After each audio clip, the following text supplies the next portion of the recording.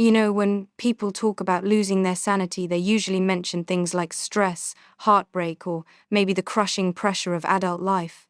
But me? No. My villain origin story started with one thing. Piss. Every morning. Without fail.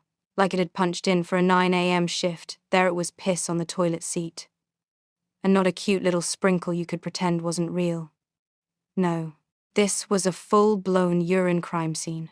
A splash pattern so chaotic it could have been analysed on CSI, and every single day. I walked into that bathroom, like a soldier stepping onto a battlefield I never signed up for. The problem? Only two suspects existed, my father and my twin brother. And look, I get it, men have this default setting of acting clueless even when caught with evidence right under their noses. But the amount of denial in this house could have powered a whole nation.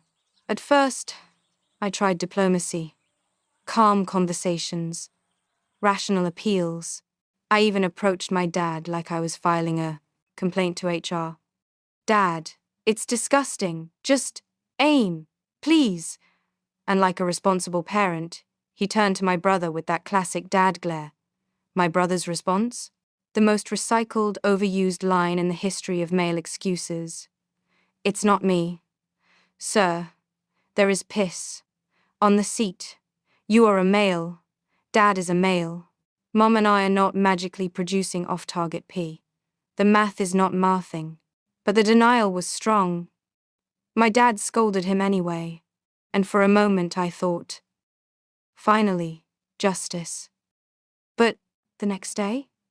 Boom. Same horror. Same puddle of disrespect. And something inside me snapped not loudly, but quietly, like a vein popping. That's when I started calling his name every time I saw the mess. Loudly, aggressively, with the energy of someone who has suffered for too long. He'd come in annoyed, see the mess and still insist, it's not me. Then when I'd reach for my phone and say, should I call Dad? He'd magically become Mr. Clean. This cycle repeated every morning like it was tradition. But let me tell you the moment everything changed. The day my friend came over.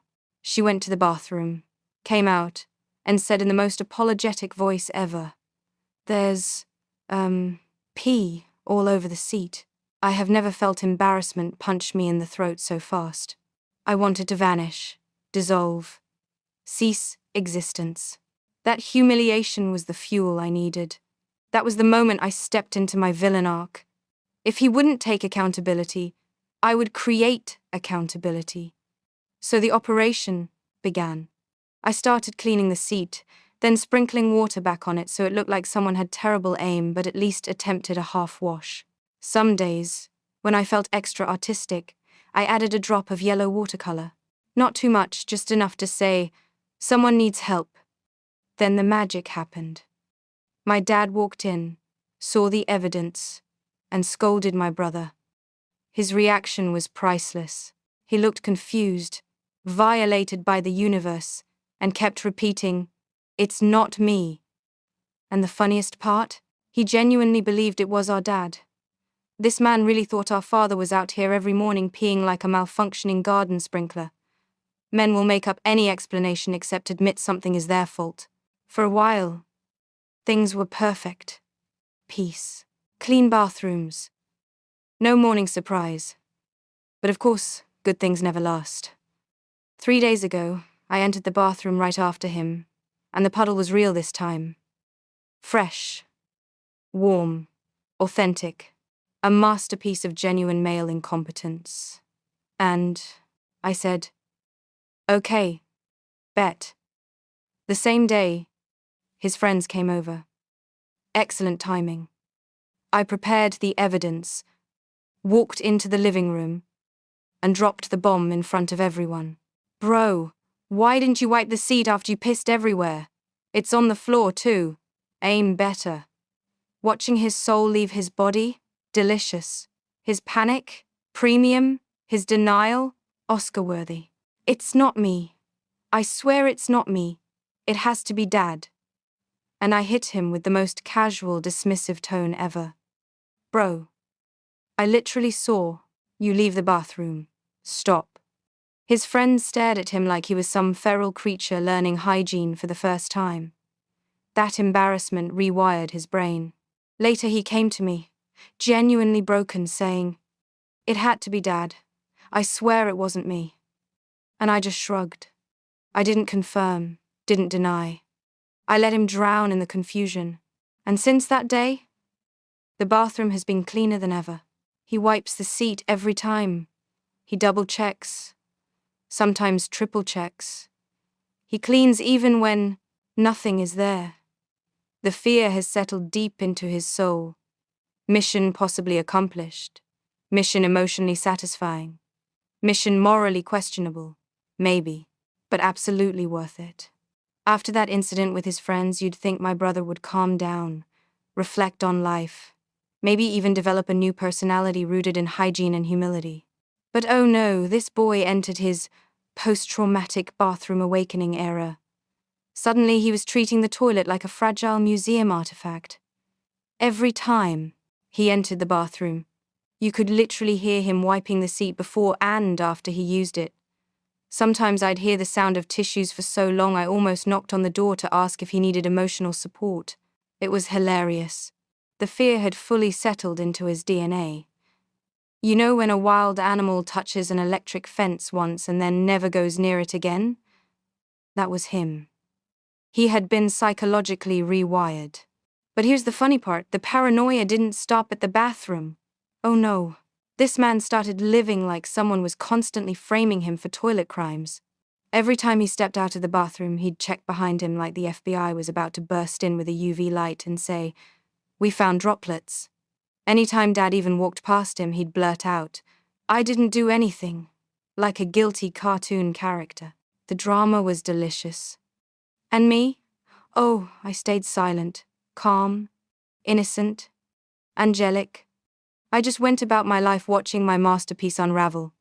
A few days after the friend incident, I noticed he was suddenly avoiding using the main bathroom altogether. I'd catch him waiting awkwardly in the hallway until Dad came out of the second bathroom so he could sneak in there. "Sir, it is not that serious." But apparently, his brain now believed every toilet in the house was a potential crime scene waiting to frame him. The best part?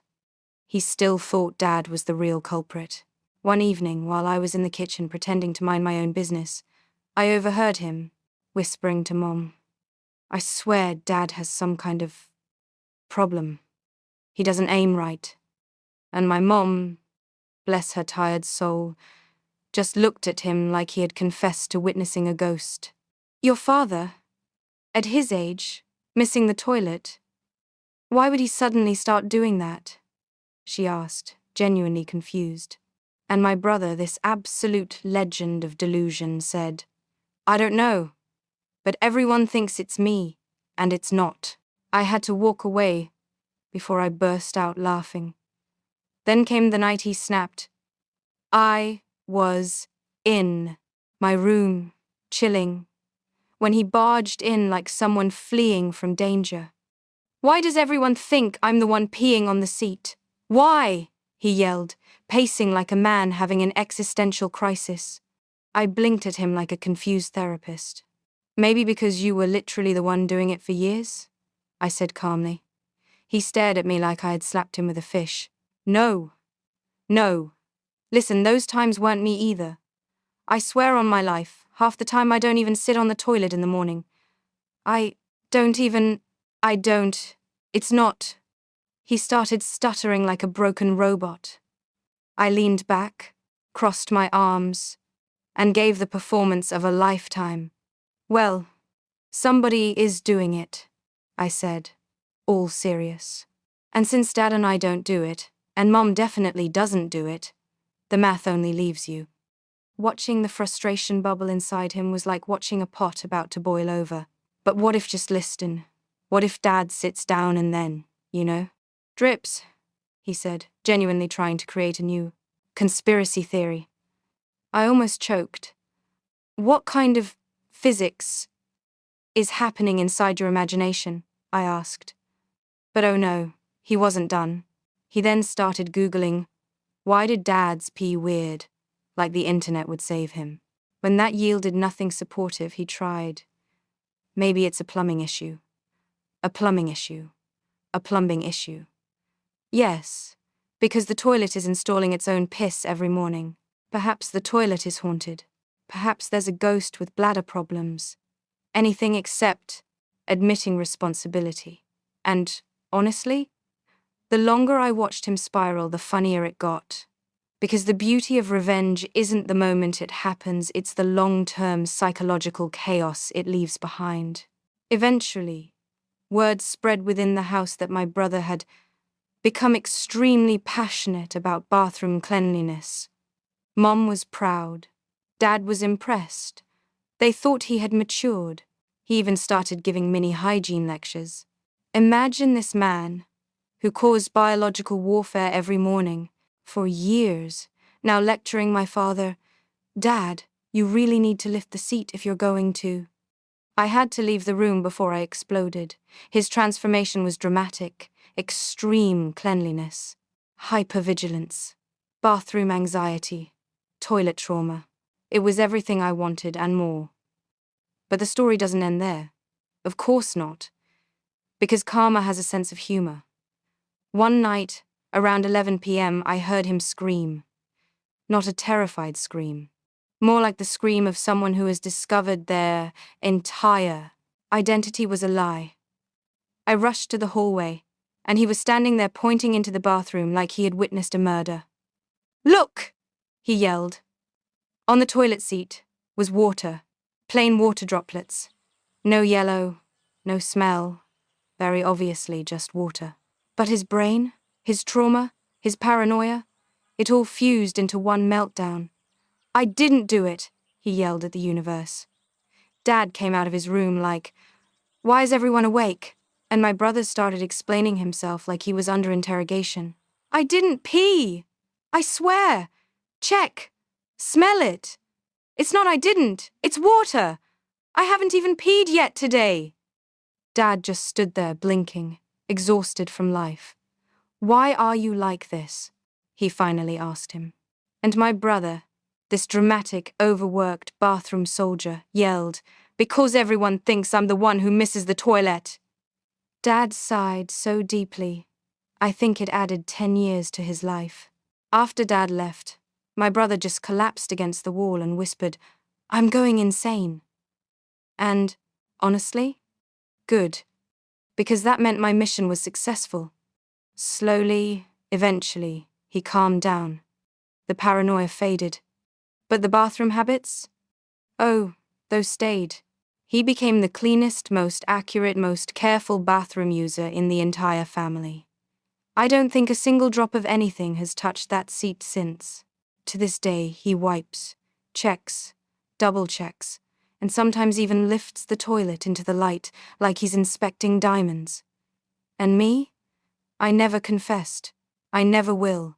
Some stories live best as legends. Some secrets are too powerful to share.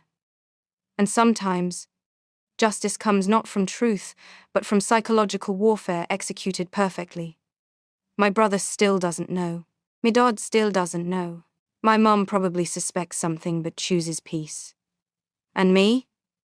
I walk into a spotless bathroom every morning like a victorious general surveying the land I fought for. No piss, no puddles, no stains. Just silence, cleanliness, and the sweet victory of a mission long completed. The bathroom vigilante retires, undefeated,